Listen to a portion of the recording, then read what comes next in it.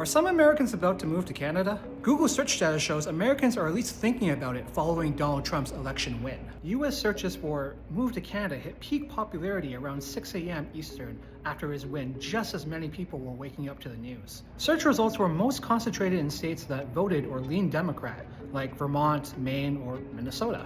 We talked to some immigration lawyers who told us they're already speaking with clients who are thinking about the move, just days after Trump's win. They're quite distraught, depressed, and feeling almost hopeless, and making the final, almost like this is the final straw, because I don't think many people expected that he'd be back in the White House. Immigration, Refugees, and Citizenship Canada told us that they saw US traffic to their site go up the day after the election versus any other regular Wednesday. And that's kind of in line with what they've seen versus other elections. And by Thursday, things had returned back to normal. You might be getting deja vu from 2016.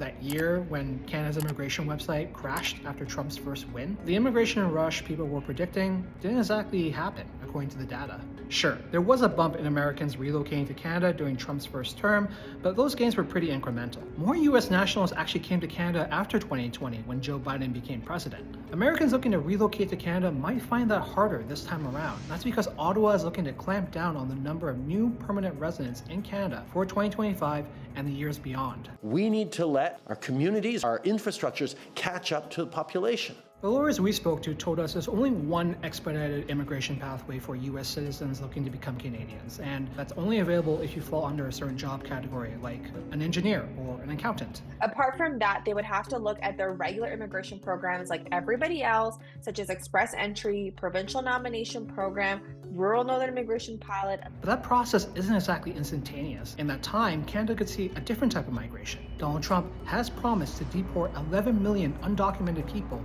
in the US. There's going to be people who want to leave the US and go to Canada. And if that influx increases dramatically, I think it's going to be important for Canada to start thinking about proactively about ways to work with other countries. How are we going to manage this flow?